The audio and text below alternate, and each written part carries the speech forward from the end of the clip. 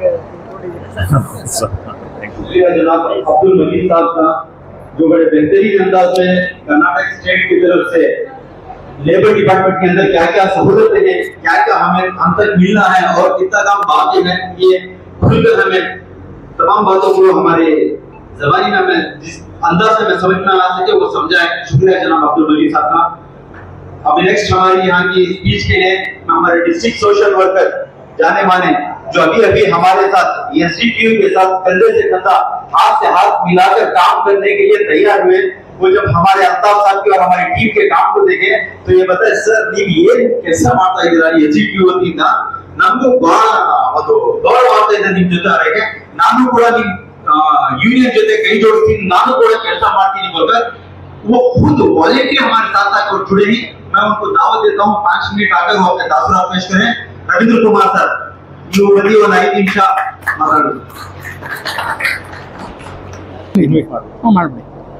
और अभी अभी हमारे इस प्रोग्राम के दरमियान में आए हुए हमारे एज अ गेस्ट जो खुसूसी मेहमान है वीरेश सर जो इंडियन न्यूज के सीईओ हैं, मैं इनको भी दावत देता हूँ, वो भी स्टेज पर तशरीफ लाए। और हमारे बीच आए सोशल डेमोक्रेटिक ट्रेड यूनियन में मुंबई यूनियन के प्रेसिडेंट वसीम साहब को दावत देता हूँ, वो स्टेज पर तशरीफ लाए। और हमारे एलसीटीयू मुंबई यूनियन के डिस्ट्रिक्ट सेक्रेटरी इमरान खान साहब को भी मैं दावत देता हूँ, वो भी स्टेज पर तशरीफ लाए। और अभी मैं रविंद्र कुमार साहब को माफी चाहता हूँ, मैं दावत देता हूँ, आपको 10 रुपए देंगे।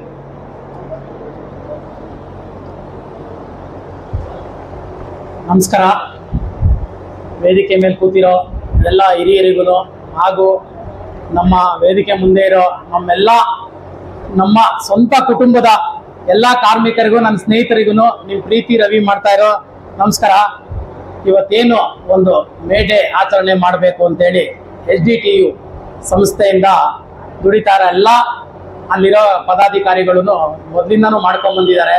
ಖಂಡಿತ ಅವರು ಮಾಡ್ತಾ ಇರೋ ಕೆಲಸ ನೋಡಿ ನನಗೂ ಖುಷಿಯಾಗಿತ್ತು. ನಾವು ಎಲ್ಲ ಸ್ನೇಹಿತರನ್ನ ನಾವೆಲ್ಲ ಯಾವಾಗಲೂ ನಿಮ್ಮ ಜೊತೆಲಿ ಇರ್ತೀವಿ ಸರ್, ಒಳ್ಳೆ ಕೆಲಸ ಆಗ್ಬೇಕಾದ್ರೆ ನಾವು ಖಂಡಿತ ಎಲ್ಲ ಜೊತೆಲಿ ಇದ್ದು ಮಾಡೋಣ, ಎಲ್ರಿಗೂ ತಲುಪಿಸೋಣ ಅಂತ ಹೇಳಿದ್ದೇನೆ ನಾವು ಖಂಡಿತ ಹೇಳಿದ್ದೆ. ಆ ವಿಷಯದಲ್ಲಿ ಇನ್ನೊಂದು ಮಾತಿಲ್ಲ. ಇವತ್ತೊಂದು ದಿವಸ ಏನು ನಮ್ಮ ಎಲ್ಲರೂ ಇನ್ಫಾರ್ಮೇಶನ್ಗಳು ಕೊಟ್ಟಿದ್ದಾರೆ. ಕಾರ್ಮಿಕರ ದಿನಾಚರಣೆ ಅಂದ್ರೆ ಏನಪ್ಪಾ ಅಂತ ಹೇಳಿದ್ರೆ ಶ್ರಮಜೀವಿಗಳು ಅಂತ ಏನು ನಾವೆಲ್ಲ ದುಡಿತಾ ಇದ್ದೀವಿ. ಮೊದಲು ಎಲ್ರೂ ಕಾರ್ಮಿಕರೇ. ನಮ್ಮ ಓದನ್ನ ಮುಗಿಸಿದ ತಕ್ಷಣನೇ ನಮ್ಮ ಎಜುಕೇಶನ್ ಮುಗಿದ ತಕ್ಷಣ ನಾವೆಲ್ಲ ಕೆಲಸಗಾರರೇ ಆಗಿದ್ದು. ಇವತ್ತೊಂದು ದಿನ ನಾವೆಲ್ಲ ನಮ್ಮ ಕೆಲಸನ ನಾವೇ ನಮ್ಮ ಕಾಲದಲ್ಲಿ ನಿಂತ್ಕೊಂಡು ಮಾಡ್ತಾ ಇದ್ದೀವಿ. ಪ್ರತಿಯೊಬ್ರು ಈ ದೇಶದ ಪ್ರತಿಯೊಬ್ಬ ಮನುಷ್ಯನೂ ಕೆಲಸಗಾರನೇ. ಯಾಕೆ ಅಂತ ಹೇಳಿದ್ರೆ ಜೀವನ ಅನ್ನೋ ಸರ್ಕಲ್ ಮತ್ತೆ ನಾವು ಏನ್ ಹೇಳ್ತೀವಿ ಜೀವನ ಅನ್ನೋ ಗಾಡಿ ಓಡ್ಬೇಕಂದ್ರೆ ಕೆಲಸ ಮಾಡ್ಲೇಬೇಕು, ಅವನು ಕೆಲಸಗಾರ ಆಗಿರ್ಲೇಬೇಕು ಅಂತ ನನ್ನ ಅಭಿಪ್ರಾಯ. ಯಾಕೆ ಅಂತ ಹೇಳಿದ್ರೆ ನಾನು ಶ್ರಮದಿಂದಾನೇ ಬಂದು ಖಂಡಿತ ನಮ್ಮೆಲ್ಲಾ ಸ್ನೇಹಿತರ ಜೊತೆಲೂ ಅದರಲ್ಲೂ ನಮ್ಮ 2 ವೀಲರ್ ಮೆಕ್ಯಾನಿಕ್ಸ್ ಗೊತ್ತಲ್ಲ ಸರ್ ನಿಮ್ಗೆ, ನಮ್ಮ 2 ವೀಲರ್ ಡಿಪಾರ್ಟ್ಮೆಂಟ್ಗೆ ನಾವೆಲ್ಲ 2 ಚಕ್ರ ಮುಂದೆ ಹೋಗ್ಬೇಕಂದ್ರೆ ಎಲ್ಲಾರು ಶ್ರಮದಿಂದ ಮಾಡ್ತಾ ಇದ್ದೀವಿ. ಒಂಥರ ಹೇಳಿಬೇಕಂದ್ರೆ ನಾವು ಸೋಷಿಯಲ್ ವರ್ಕರ್ ಕೂಡ ನಮ್ಮಿಂದ ತುಂಬಾನೇ ಕೆಲಸ ಒಳ್ಳೊಳ್ಳೆ ಕೆಲಸಗಳಾಗ್ತಾ ಇದೆ. ಎಲ್ಲಾರ್ಗು ಒಂದೇನಪ್ಪಾ ಅಂತ ಹೇಳಿದ್ರೆ ಶ್ರಮ ಪಡ್ತಾ ಇದ್ವಿ, ದುಡಿತಾ ಇದ್ವಿ, ನಮ್ಮ ಹೊಟ್ಟೆ ಪಾಡು ನೋಡ್ಕೊಂಡು ಹೋಗ್ತಾ ಇದ್ವಿ. ಸರ್ಕಾರ ಇದನ್ನ ಗುರುತಿಸಿ ಏನು ನಮ್ಗೆ ಒಂದು ಸವಲತ್ತುಗಳನ್ನ ಕೊಡ್ತಾ ಇರಲಿಲ್ಲ ಮೊದಲು. ಯಾಕಂತ ಹೇಳಿದ್ರೆ ನಮ್ದು ಅಸಂಘಟಿತ ವರ್ಗಕ್ಕೆ ಸೇರಿತ್ತು. ಅದಕ್ಕಿಂತ ಮುಂಚೆ ನಮ್ಮಲ್ಲಿ ನಾವು ಒಂದು 8 ರಿಂದ 10 ವರ್ಷ, ಒಂದು 12 ವರ್ಷ ಆಯ್ತಾ ಸರ್, 12 ವರ್ಷದಿಂದ ನಮಗೆ ಅಸಂಘಟಿತ ವರ್ಗಕ್ಕೂ ಸೇರಿರಲಿಲ್ಲ ಸರ್. ನಾವು ನಮ್ಮ 2 ವೀಲರ್ ಮೆಕ್ಯಾನಿಕ್ಸ್ ಅಸೋಸಿಯೇಷನ್ ಮತ್ತೆ ಸ್ನೇಹಿತರು ಎಲ್ಲರೂ ಸೇರಿ ನಮ್ಮನ್ನ ಅಸಂಘಟಿತ ವರ್ಗಕ್ಕೆ ಸೇರಿಸ್ಕೊಡಿ ಅಂತ ಹೇಳಿ ತುಂಬಾ ಇದು ಮಾಡಿದಾಗ ಸರ್ಕಾರ ಅದಕ್ಕೆ ನಮ್ಮಲ್ಲಿ ಎಷ್ಟು ಜನ ಇದ್ದಾರೆ ಏನು ಅಂತೆಲ್ಲ ಪರಿಗಣಿಸಿ ಅದಕ್ಕೆ ನಮ್ಮನ್ನ ಅಸಂಘಟಿತ ವರ್ಗಕ್ಕೂ ಸೇರಿಸಿದ್ರು. ಅಸಂಘಟಿತ ವರ್ಗದಲ್ಲಿ ಏನೇನು ಸವಲತ್ತಿದೆ ಪಡ್ಕೊಳ್ಳಿ ಅಂತ ಸರ್ಕಾರ ಖಂಡಿತ ಮಾಡಿದೆ. ಆದರೆ ಇಲ್ಲಾಗಿರೋದೇನಪ್ಪಾ ಅಂತ ಹೇಳಿದ್ರೆ ನಮಗೆ ಮಾಹಿತಿ ಕೊರತೆ ಆಗಿದೆ. ಅಂದ್ರೆ ಇನ್ಫಾರ್ಮೇಶನ್ ಯಾರು ನಮ್ಗೆ ಇಂಥ ಕಡೆ ಇಂಥ ಸವಲತ್ತು ಸಿಗ್ತಾ ಇದೆ ಅನ್ನೋದು ಗೊತ್ತಿಲ್ಲ ಸರ್ಕಾರದಿಂದ. ಇವತ್ತು ನಮ್ಮಲ್ಲಿ ಗೊತ್ತಿರೋದು ಸಣ್ಣ ಪುಟ್ಟ ವಿಷಯ ಅಂದ್ರೆ ಒಂದು ರೇಷನ್, ಇನ್ನೊಂದು ಬ್ಯಾಂಕ್ದು. ಬ್ಯಾಂಕ್ ಏನಾರ ಬರ್ತಾ ಇದೆ ಅಂತ ಹೇಳಿದ್ರೆ ಚೆಕ್ ಅಂತ ನಾವೆಲ್ಲ ಹೋಗ್ಬಿಡ್ತೀವಿ, ಆ ಫೆಸಿಲಿಟೀಸ್ ನ ಪಡ್ಕೋತೀವಿ. ರೇಷನ್ ಏನಾರ ಕೊಡ್ತಾ ಇದಾರೆ ಜಾಸ್ತಿ ಅಂತ ಹೇಳಿದ್ರೆ ಫಸ್ಟ್ ರೇಷನ್ ಅಲ್ಲಿ ಹೋಗಿ ನಿಂತ್ಕೊಂಡ್ಬಿಡ್ತಾ ಇದೀವಿ. ಆದರೆ ದುಡಿಯೋ ಕೈಗಳಿಗೆ ಹೇಳಿದ್ರಲ್ಲೇ ನ್ಯಾಯ ಕೊಡಿಸ್ಬೇಕು ಅಂತ ಹಾಗೆ ಈಗ ಸರ್ಕಾರದಿಂದ ಸವಲತ್ತುಗಳನ್ನ ಕೊಟ್ಟಿದೆ. ಈ ಸವಲತ್ತುಗಳನ್ನ ನಾವು ಪಡ್ಕೊಂಡ್ರೆ ಖಂಡಿತ ಇನ್ನು ಮುಂದಕ್ಕೆ ಇನ್ನೂ ಚೆನ್ನಾಗಿ ಒಳ್ಳೊಳ್ಳೆ ಸವಲತ್ತುಗಳನ್ನ ಬರುತ್ತೆ. ಈ ಸವಲತ್ತುಗಳನ್ನ ನಾವು ಪಡ್ಕೊಳ್ಳಿಲ್ಲ ಅಂತ ಹೇಳಿದ್ರೆ ಮುಂಬರೋ ಸವಲತ್ತುಗಳನ್ನ ಖಂಡಿತ ಏನು ಮಾಡಿರೋದೆಲ್ಲ ಉಳ್ಕೊಂಡಿದೆ. ಯಾಕೆಂತ ಹೇಳಿದ್ರೆ ಸರ್ಕಾರ ಮಾಡ್ತಾ ಇರೋದು ಒಂದು ಯೋಜನೆ ಮಾಡಿರುತ್ತೆ, ಒಂದು ಅಡಿಗೆ ಅಂತಾನೆ ಇಟ್ಕೊಳ್ಳೋಣ ಸರ್, ಆ ಅಡಿಗೆ ಖಾಲಿ ಆಗಿಲ್ಲ ಅಂದ್ರೆ ಈಚೆ ಬಿಸಾಕ್ಬೇಕಾಗುತ್ತೆ ಅಂತ ಅನ್ಕೋತೀವಲ್ಲ, ನೆಕ್ಸ್ಟ್ ಮಾಡೋದಕ್ಕೆ ಯೋಚನೆ ಮಾಡ್ತೀವಿ. ಅದೇ ರೀತಿ ಸವಲತ್ತುಗಳನ್ನ ಪಡ್ಕೊಳ್ದೆ ವಾಪಸ್ ಹೋದಾಗ ಸರ್ಕಾರ ಇದರಿಂದ ಏನು ಉಪಯೋಗಕ್ಕೆ ಬರಲ್ವೇನೋ ಅಂತ ಇದ್ರ ಕಡೆ ಗಮನ ಕೊಡಲ್ಲ. ಆದ್ರಿಂದ ದಯವಿಟ್ಟು ನಮ್ಮೆಲ್ಲರಿಗೂ ಹೇಳೋದಿಷ್ಟೇನೆ, ನೀವು ಸವಲತ್ತನ್ನ ಪಡ್ಕೊಳ್ಳಿ, ನಿಮ್ಮ ಅಕ್ಕಪಕ್ಕದಲ್ಲಿರೋರ್ಗು ಕೇಳಿ, ನೀವೇನ್ ಕೆಲಸ ಮಾಡ್ತಾ ಇದ್ದೀರಾ, ನಿಮ್ಗೂ ಸವಲತ್ತುಗಳಿದೆ, ದಯವಿಟ್ಟು ಹೋಗಿ ಪಡ್ಕೊಳ್ಳಿ. ಈ ರೀತಿ ಲೇಬರ್ ಆಫೀಸ್ ಇದೆ, ಕುವೆಂಪು ನಗರಲ್ಲಿ ನಿಮ್ಗೆ ಲೇಬರ್ ಆಫೀಸ್ ಇದೆ, ಹೋಗಿ. ಜಾಸ್ತಿ ಟೈಮ್ ಏನಾಗೋದಿಲ್ಲ, 50 ರೂಪಾಯಿ ತಗೊಂತಾರೆ 3 ವರ್ಷಕ್ಕೆ. 10 ನಿಮಿಷದಲ್ಲಿ ಸರ್ವರ್ ಸಿಕ್ಕರೆ ಖಂಡಿತ ಸ್ಮಾರ್ಟ್ ಕಾರ್ಡ್ಗಳು ರೆಡಿ ಆಗುತ್ತೆ. 3 ವರ್ಷಕ್ಕೆ ಒಂದ್ಸಲಿ ಏನು ಸಾರ್ ಹೇಳಿದ್ರು ಡೇಟಾ ಮೇಂಟೈನ್ ಮಾಡ್ಬೇಕು ಅಂತ, ಖಂಡಿತ ನೀವುಗಳೇ ಒಬ್ಬೊಬ್ರು ಒಂದೊಂದು ಡೇಟಾಗಳಾಗ್ಬೋದು, ಬೇರೆ ಬೇರೆ ಕೆಲಸಗಳಿರುತ್ತೆ ಅವ್ರುಗಳು ಮಾಡ್ಕೋಬೇಕು, ನಾನಾದ್ರೆ ಡೇಟಾಗಳಾಗೋಣ, ಖಂಡಿತ ರಿಕವರ್ ಮಾಡ್ಕೊಳ್ಳೋಣ. ಅದಕ್ಕೆ ಒಂದು ಮನವಿನೂ ಕೂಡ ಕೊಡೋಣ ಲೇಬರ್ ಆಫೀಸರ್ಗೆ, ದಯವಿಟ್ಟು ನಿಮ್ಮ ಕೆಲಸಗಾರಲ್ಲಿ ಯಾರೆಲ್ಲ ಇರುತ್ತೆ, ಎಷ್ಟು ಜನ ಅವರು ನೋಂದಣಿ ಮಾಡ್ಕೊಂಡಿರ್ತಾರೆ, ಆ ಟೈಮ್ ಬಂದಾಗ ಇವಾಗ ನೋಡಿ ಒಂದು ಇನ್ಸೂರೆನ್ಸ್ ಕಂಪ್ನಿ ಇರ್ಬೋದು, ಅದಿರ್ಬೋದು ಇರ್ದಿರ್ಬೋದು, ಇಮಿಡಿಯೇಟ್ ಆಗಿ ಅವರು ಒಂದು ಮೆಸೇಜ್ಗಳನ್ನ ಕಳಿಸ್ತಾರೆ, ನಿಮ್ದು ಕಾರ್ಡ್ ರಿನ್ಯೂವಲ್ ಮಾಡ್ಕೊಳ್ಳಿ, ನಿಮ್ದು ಇನ್ಸೂರೆನ್ಸ್ ರಿನ್ಯೂವಲ್ ಮಾಡ್ಕೊಳ್ಳಿ ಅಂತ ಎಲ್ಲ ಮಾಡ್ತಾರೆ. ಆ ರೀತಿ ಅವ್ರಿಗೊಂದು ನಾವು ಮನವಿ ಪತ್ರ ಕೊಡೋಣ. ಖಂಡಿತ ಒಂದು ಇನ್ಫಾರ್ಮೇಶನ್ ಸಾಧ್ಯವಾದ್ರೆ ಎಲ್ರಿಗೂ ಒಂದು ರಿನ್ಯೂವಲ್ ಮಾಡ್ಕೊಳ್ಳೋದಕ್ಕೆ ಜ್ಞಾಪಿಸಿ ಅಂತ ಹೇಳಿ. ಹಾಗೆ ನಿಮ್ಗೆಲ್ರಿಗೂ ಹೇಳೋದು ಇಷ್ಟೇ ಸರ್, ದಯವಿಟ್ಟು ನಮ್ಮ ಪತ್ರಿಕೆ ಸ್ನೇಹಿತರು ನಮ್ಗೆ ಅವತ್ತಿಂದಾನು ನಾವು ಮುಂದೆ ನಿಂತ್ಕೊಂಡ್ರೆ ನಮ್ ಬೆನ್ನಿಂದೆ ನಿಂತ್ಕೊಳ್ಳೋರು ತುಂಬಾ ನಮ್ಮೆಲ್ಲರೂ ಕೂತಿದ್ದೀರಾ ನಮ್ಮ ಸ್ನೇಹಿತರು, ಆದ್ರೆ ನಮ್ ಕಣ್ ಮುಂದೆ ಇರೋರು ಅವರು ಪ್ರಶ್ನವ್ರು, ಯಾಕೆಂದ್ರೆ ಮಾಹಿತಿ ಕೊಡೋರೆ ಅವರು ಸರ್. ನಮ್ ಮೀಡಿಯಾದವ್ರಿಗೆ ನಾವ್ ಎಷ್ಟು ಥ್ಯಾಂಕ್ಸ್ ಹೇಳಿದ್ರು ಕಡಿಮೆನೆ. ಯಾಕೆಂತ ಹೇಳಿದ್ರೆ ಅವ್ರು 1-4 ಸರಿ ಅವಾಗವಾಗ ಎಲ್ಲಾರ್ಗು ಹಾಕಿ ತೋರಿಸ್ತಾ ಇರ್ತಾರೆ, ಹೋಗಿ ಈ ತರ ಹೇಳ್ತಿದ್ದಾರೆ, ದುಡಿತಾ ಇದಾರೆ ಸಂಘ ಸಂಸ್ಥೆ ಅಂತ. ಈ ಟೈಮಲ್ಲಿ ಎಲ್ಲಾರಿಗೋಸ್ಕರ ದುಡಿತಾ ಇಲ್ಲ ಎಲ್ಲಾ ಸಂಘ ಸಂಸ್ಥೆಗಳಿಗೂ ಖಂಡಿತ ಈ ಟೈಮಲ್ಲಿ ಥ್ಯಾಂಕ್ಸ್ ಹೇಳೋದಕ್ಕೆ ಇಷ್ಟಪಡ್ತೀನಿ ಸರ್. 2 ಮಾತಾಡೋದಕ್ಕೋಸ್ಕರ ಅವಕಾಶ ಮಾಡ್ಕೊಟ್ಟಿದ್ದೀರಾ, ನಿಮ್ಮೆಲ್ಲರಿಗೂ ಧನ್ಯವಾದಗಳು. ಜೈ ಕರ್ನಾಟಕ, ಜೈ ಹಿಂದ್, ಜೈ ಕರ್ನಾಟಕ, ಜೈ mechanics. Thank you very much, love you all, love you all. ಏನು ಬೇಜಾರಿಲ್ಲ ಅಂದ್ರೆ ಮೊನ್ನೆ ಆದಂತ ಒಂದು ಏನು ಕಾಶ್ಮೀರದಲ್ಲಿ ಒಂದು ಇದು ಆಯ್ತಲ್ಲ ಸರ್, ಅದಕ್ಕೆ ಅಲ್ಲಿ ತೀರ್ಕೊಂಡಂತ ಎಲ್ರಿಗೂ ಒಂದು 2 ನಿಮಿಷ ಮೌನಾಚರಣೆ ಮಾಡ್ಬೇಕು ಅಂತ ನನ್ನ ಆಸೆ. ದಯವಿಟ್ಟು ಒಂದು ಮೌನಾಚರಣೆ ಮಾಡೋಣ ಸರ್.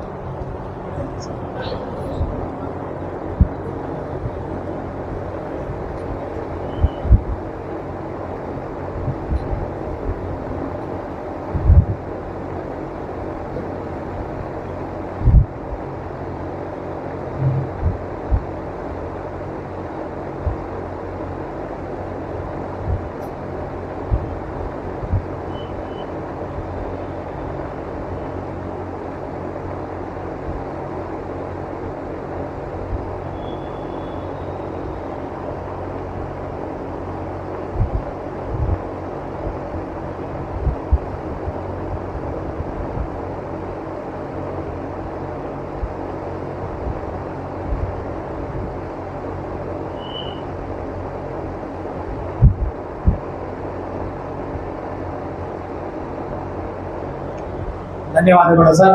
ಖಂಡಿತ ನಿಮ್ಮೆಲ್ಲರ ಹರಕೆ ಅವರ ಆತ್ಮಕ್ಕೆ ಶಾಂತಿ ಸಿಗುತ್ತೆ ಸರ್.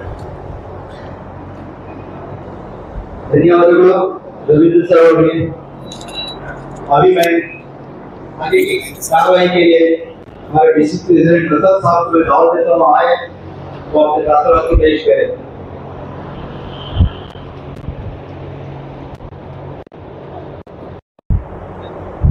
स्टेज पे तशरीफ फरमा सदर जलसा और एसडीटीयू के डिस्ट्रिक्ट प्रेसिडेंट मोहतरम जनाब अल्ताफ अहमद साहब, एसडीपीए के स्टेट प्रेसिडेंट मोहतरम जनाब अब्दुल मजीद साहब, एसडीटीयू के डिस्ट्रिक्ट वाइस प्रेसिडेंट मोहतरम जनाब अमीन शेख साहब और जो सारे जिम्मेदार स्टेज पर तशरीफ फरमा है, और आगे जो हमारे मेहमान हैं, अस्सलाम वालेकुम रहमतुल्लाहि व बरकातहू, नमस्ते। आज मे डे है, लेबर्स डे है। इस दिन को सारी दुनिया में बहुत जोर शोर से एक त्योहार की तरह, ईद की तरह मनाया जाता है। आप सबको भी इस मुबारक दिन की खुशामदीद मुबारकबाद मैं देता हूं। भाइयों दोस्तों, इस दुनिया का निजाम अगर चलना है, ये दुनिया चलना है, तो इसमें सबसे अहम किरदार जो है वो आप लोगों का है। यानी कि हर तरीके के जो लेबर हजरात हैं, चाहे वो कंस्ट्रक्शन हो, मैकेनिक हो, जो भी कारपेंटर्स, बिल्डर्स, जो भी है, अगर ये दिन रात मेहनत कर कर अपना खून पसीना लगाकर जो कामों में ये मुब्तला है उसे अंजाम नहीं देंगे तो ये दुनिया ही नहीं चलेगी। तो ये दुनिया के हर शख्स को आप लोग अपनी मेहनत से खुशहाल होते हैं, खुश रखते हैं, ये बहुत खुशी की बात है। मैं फिर से मेरे दिल की अमीर गहराइयों से आप सबको मुबारकबाद देता हूं और शुक्र भी अदा करता हूं कि आप सबकी मेहनत से, आप सबके ताउन से इस दुनिया में चैन और अमन है, खुशहाल है। और आप लोग जो काम करते हैं उसमें मजहब को भी नहीं देखते। आपके पास जो भी काम आए, जो भी ले आए, आप बेझिझक इस काम को अंजाम देते हैं। ये भी एक बहुत अच्छी बात है। खुसूसी तौर पर जो हमारा हिंदुस्तान, हमारा मुल्क है, एक सेक्युलर मुल्क है, यहाँ पर हम लोग सब लोग भाई भाई की तरह जीना है। आज आप देख रहे हैं कि मजहब के नाम को लेकर काम को तकसीम किया जा रहा है। चंद फिरका परस्त लोग, फैसिस्ट लोग मजहब को लेकर कारोबार पर, यहां मत कारोबार करो, वहां मत कारोबार करो, ये भी कहा जा रहा है। ऐसे नहीं करना है। हम सब हिंदुस्तानी हैं, हम सबको मिलजुल कर इस मुल्क में चैन और अमन लाना है और हर मजहब के साथ चैन और इत्मीनान के साथ रहना है।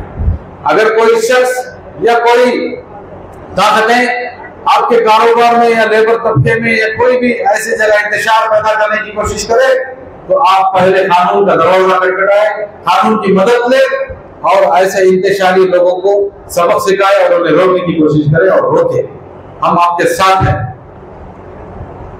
तो आज ज्यादा वक्त ना लेते हुए लेबर डे हम मना रहे हैं, मे डे हम मना रहे हैं और यहाँ की हुकूमतें, रियासती हुकूमतें हो या सेंटर की हुकूमत हो, लेबर के लिए खास खुसूसी ख्याल रखती है। गवर्नमेंट से हजारों करोड़ रुपया हर बजट में आपके लिए सैंक्शन होता है। हर मार्च में जो बजट प्रेजेंट किया जाता है उसमें सैंक्शन होता है और अगले मार्च तक इसे खर्च करना होता है।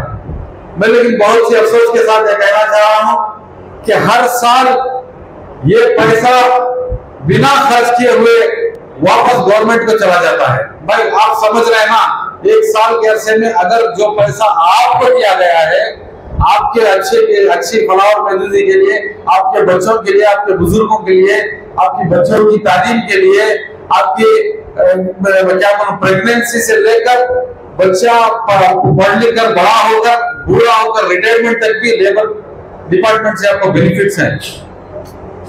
ये पैसा जो आप इस्तेमाल नहीं करेंगे तो गवर्नमेंट को वापस चला जाएगा।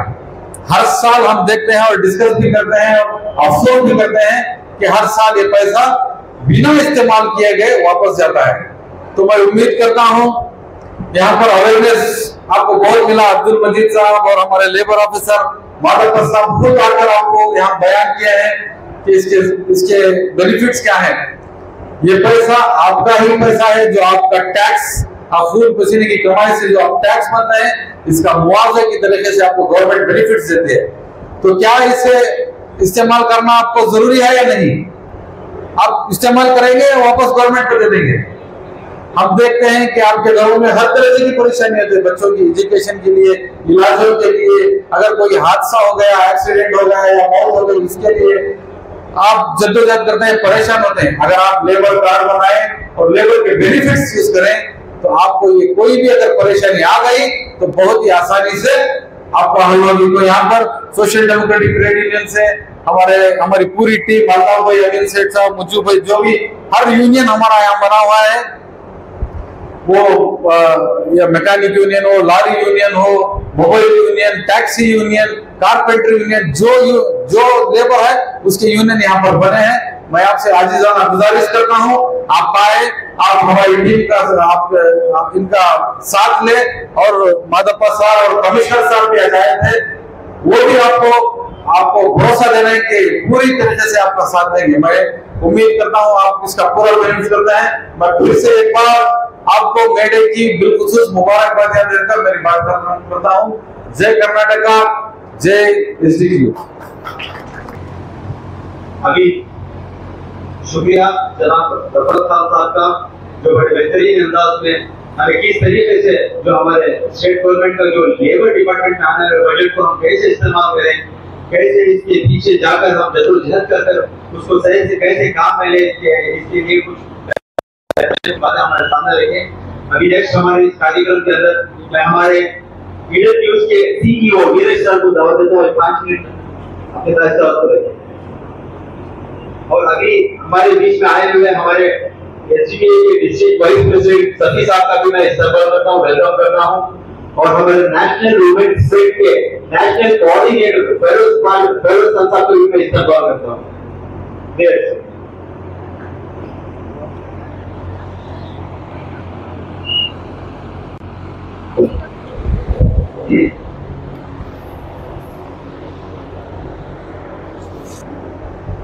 ವೇದಿಕೆಯ ಮೇಲೆ ಆಸೀನರಾಗಿರುವಂತಹ ನನ್ನೆಲ್ಲ ಬಂಧು ಮಿತ್ರರಿಗೆ, ಹಾಗೆ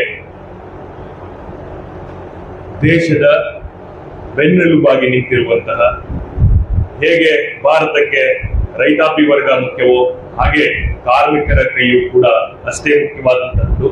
ಅಂತಹ ಎರಡನೇ ಬ್ಯಾಕ್ ಬೋನ್ ಆಗಿರುವಂತಹ ನನ್ನ ಒಡಹುಟ್ಟುಗಳಾದಂತಹ ಒಡನಾಡಿಗಳಾದಂತಹ ಕಾರ್ಮಿಕರಿಗೆ ಈ ದಿನದ ಹಾರ್ದಿಕ ಶುಭಾಶಯಗಳನ್ನ ಹೇಳ್ತಾ ನನ್ನ ಮಾತನ್ನ ಪ್ರಾರಂಭ ಮಾಡ್ತೇನೆ. ಮೊದಲಿಗೆ ಭಾರತದಲ್ಲಿ ಮೇಡೆ ಅಂದ್ರೆ ಕಾರ್ಮಿಕರ ದಿನಾಚರಣೆಯನ್ನ ಆಚರಣೆ ಮಾಡ್ಲಿಕ್ಕೆ ಪ್ರಾರಂಭ ಮಾಡಿದ್ದು 1927ರ ನಂತರ. 1927ರ ನಂತರ ಭಾರತದಲ್ಲಿ ಕಾರ್ಮಿಕ ದಿನಾಚರಣೆಯನ್ನ ಆಚರಣೆಯನ್ನು ಮಾಡಲಾಯಿತು.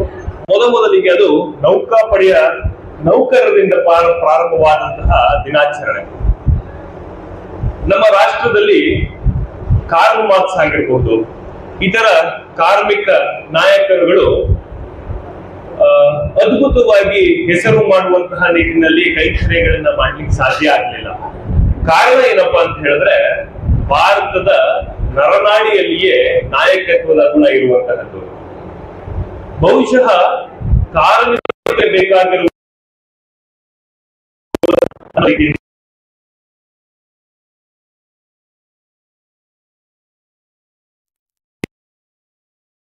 ಒಳಗೂಡಿಸಿಕೊಳ್ಳದೆ ಎಲ್ಲರೂ ನಾವು ಸಮಾನರು, ಇಲ್ಲಿ ಜಾತಿ ಇಲ್ಲ, ಇಲ್ಲಿ ಧರ್ಮ ಇಲ್ಲ ಅನ್ನುವಂತಹ ಮನೋಭಾವನೆಯನ್ನ ಬೆಳೆಸಿಕೊಡುವಂತಹದ್ದು ಭಾರತದ ಹೆಮ್ಮೆ. ಏನಪ್ಪಾ ಅಂತ ಹೇಳಿದ್ರೆ, ನಮ್ಮ ಭಾರತದ ನರನಾಡಿಯಲ್ಲಿಯೇ ಜಾತ್ಯಾತೀತತೆ ಇರುವಂತಹದ್ರಿಂದ ಕಾರ್ಮಿಕರ ದಿನಾಚರಣೆ ಅಚ್ಚುಕಟ್ಟಾಗಿ ನಡ್ಕೊಂಡು ಬರ್ತಾ ಇದೆ. ಮೇಲಾಗಿ ಇವತ್ತಿನ ಸಂದರ್ಭಕ್ಕೆ ಹೇಳಬೇಕು ಅನ್ನೋದಾದ್ರೆ, ನಮ್ಮಲ್ಲಿ ದುಡಿಯುವಂತಹ ಕೈಗಳಿಗೆ ಶಕ್ತಿ ತುಂಬುವಂತಹ ನಾಯಕತ್ವ ಇಲ್ಲದೆ ಇರುವಂತಹದ್ದು. ವೇದಿಕೆಯ ಮೇಲೆ ಇರುವಂತಹ ಸಾಕಷ್ಟು ಹಿರಿಯರು ಅಥವಾ ಸಂಘಟನಾಕಾರರು, ನಾಯಕರುಗಳು ಎಲ್ಲರೂ ಹೇಳ್ತಾ ಇದ್ರು, ಭಾರತ ಜಾತ್ಯತೀತ ರಾಷ್ಟ್ರ, ನಾವೆಲ್ಲರೂ ಭಾರತಕ್ಕೆ ನರನಾಡಿಗಳಂತೆ ಕೆಲಸ ಮಾಡ್ತಾ ಇದ್ದೇವೆ. ಆದ್ರೆ ನಮ್ಮಲ್ಲಿ ಒಗ್ಗಟ್ಟು ಬರಬೇಕು ಮತ್ತಷ್ಟು ಮೊದಲಷ್ಟು. ಯಾಕೆ ಅಂತ ಹೇಳಿದ್ರೆ, ನಮಗೆ ಇರುವಂತಹ ಕಷ್ಟ ಕಾರ್ಪಣ್ಯಗಳನ್ನ ತೀರಿಸಲು ನಮ್ಮ ಮುಂದೆ ಮುಂದಾಳತ್ವ ಇಲ್ಲದೆ ಇರುವಂತಹ ಕೊರತೆಗಳಿಂದ ನಮಗೆ ಬೇಕಾಗಿರುವಂತಹ ನಮಗೆ ಲಭ್ಯವಾಗ್ತಾ ಇಲ್ಲ ಅಂತ ಭಾರತ ಸರ್ಕಾರ ಸಾಕಷ್ಟು ಯೋಜನೆಗಳನ್ನ ಕಾರ್ಮಿಕರಿಗೆ ಅಂತಲೇ ಕೊಟ್ಟಿದೆ.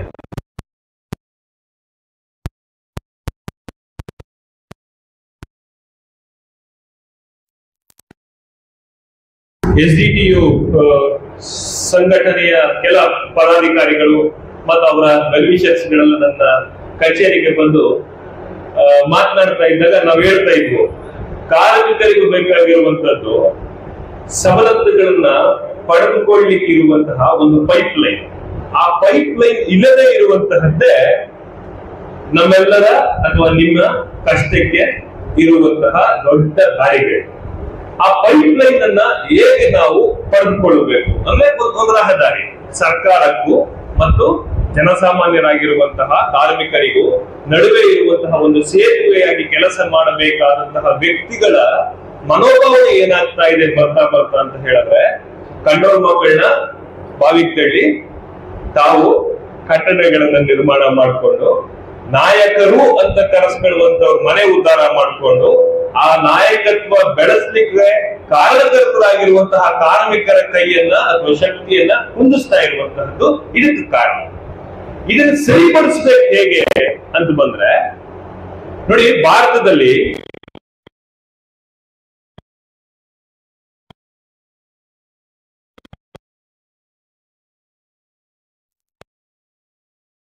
ಎಷ್ಟು ಹಿಂದುಳಿದಿದ್ದೇವೆ ನಾವು ಕಾರ್ಮಿಕರು ಅಂತ ಹೇಳಿದ್ರೆ 32% ಕಳೆದ ಬಾರಿ ಸರ್ಕಾರ ಕೊಟ್ಟಿರುವಂತಹ ಅನುದಾನಗಳನ್ನಾಗ್ಲಿ ಸಬ್ಸಿಡಿಗಳನ್ನಾಗ್ಲಿ ಅಥವಾ ಇನ್ಸೂರೆನ್ಸ್ ಪಾಲಿಸಿಗಳನ್ನಾಗ್ಲಿ ತೆಗೆದುಕೊಂಡಿರುವಂತಹದ್ದು ಕೇವಲ 32%.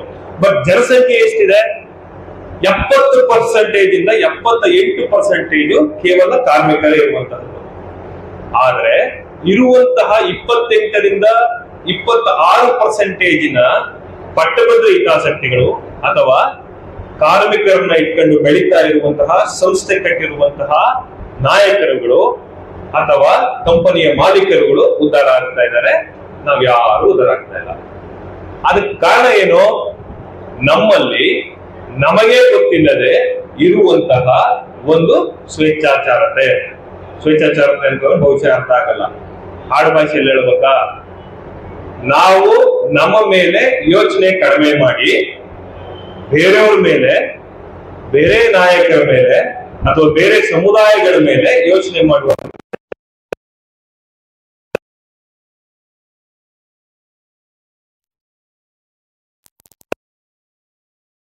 ರಾಜ್ಯ ಬೆಳೆಯುತ್ತೆ, ರಾಜ್ಯ ಬೆಳೆದ್ರೆ ದೇಶ ಉದ್ಧಾರ ಆಗುತ್ತೆ.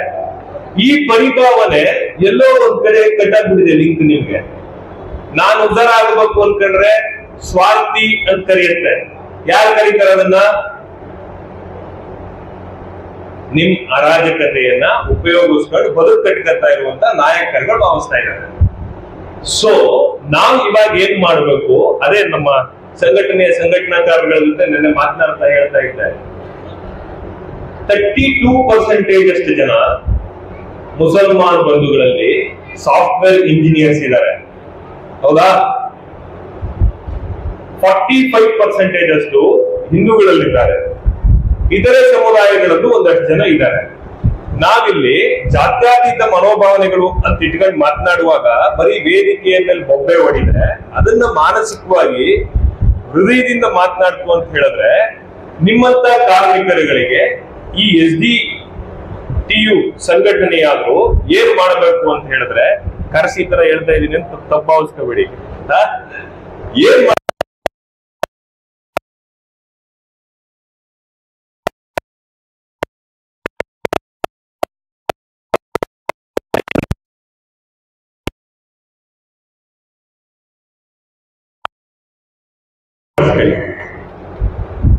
ಒಂದು ಸಾಫ್ಟ್ವೇರ್ ನಲ್ಲಿ ನಿಮ್ಮ ಮೆಂಬರ್ಶಿಪ್ ಗಳನ್ನ ನೋಂದಾವಣಿ ಮಾಡಿಸ್ಕೊಳ್ಳಿ ಪ್ರಾರಂಭ ಮಾಡಿ. ಸಂಘಟನೆ ಕೆಲಸ ಏನು ಏನಂತ ಹೇಳಿ ನಿಮ್ಮನ್ನ ಸಂಘಟನೆ ಮಾಡ್ತಾ ಇದ್ದಾರೆ, ನಿಮ್ ಉದ್ಧಾರ ಮಾಡ್ತೀವಿ ಅಂತ ಅಲ್ಲಿಗೆ ನಿಮ್ಗೆ ಓಟ್ ಕೊಟ್ಟು ಅಂದ್ರೆ ನಿಮ್ಮ ಜೊತೆ ಪ್ರಾಮಿಸ್ ಮಾಡಿ ನಿಮ್ಮನ್ನೆಲ್ಲ ಸಂಘಟನೆ ಮಾಡ್ತಾ ಇದ್ದಾರೆ ಅಂತಂದಾಗ ಆ ಸಂಘಟನೆ ಏನ್ ಮಾಡ್ಬೇಕು? ನಿಮ್ ಉದ್ಧಾರಕ್ಕೆ ಕೆಲಸ ಮಾಡ್ಲಿಕ್ಕೆ ಪ್ರಾರಂಭ ಮಾಡಬೇಕು. ಅದನ್ನ ಸಂಘಟನಾತ್ಮಕ ಶೈಲಿನಲ್ಲಿ ಇವತ್ತಿನ ಸ್ಥಿತಿಗೆ ತಕ್ಕಂಗೆ ಮಾಡ್ಬೇಕು ಅಂತ ಹೇಳಿದ್ರೆ ಒಂದು ಸಾಫ್ಟ್ವೇರ್ ಮಾಡ್ಕೊಳ್ಳಿ. ನೀವು ಕ್ರಿಶ್ಚಿಯನ್ ಕಮ್ಯುನಿಟಿ ಒಳಗಡೆ ಒಂದಷ್ಟು ಚಾರಿಟೇಬಲ್ ಟ್ರಸ್ಟ್ಗಳಿದಾವೆ, ಚರ್ಚ್ಗಳಿದಾವೆ. ಆ ಚರ್ಚ್ಗಳು ಎಷ್ಟು ಅದ್ಭುತವಾಗಿ ಸಾಫ್ಟ್ವೇರ್ ಗಳನ್ನ ಇಟ್ಕೊಂಡಿದ್ದಾರೆ ಅಂತ ಹೇಳಿದ್ರೆ, ಯಾರು ಯಾವ ಕೆಲಸ ಮಾಡ್ತಾರೆ ಅಂತ ಅವ್ರ ನೇಮ್ ಹಾಕಿದ್ರೆ ಬರುತ್ತೆ. ಅವ್ರ ಮಕ್ಕಳೆಷ್ಟು, ಅವ್ರು ಯಾವ ಸ್ಥಿತಿಯಲ್ಲಿದ್ದಾರೆ ಅದನ್ನೆಲ್ಲ ಡೇಟಾ ಕಲೆಕ್ಟ್ ಮಾಡಿ. ಆ ಡೇಟಾ ಕಲೆಕ್ಟ್ ಮಾಡಿದ ಮೇಲೆ ಯಾವ ಮಗುಗೆ ಎಷ್ಟು ಪರ್ಸೆಂಟೇಜ್ ಬಂದಿದೆ, ಆ ಮಗುಗೆ ಮುಂದಿನ ಶಿಕ್ಷಣವನ್ನ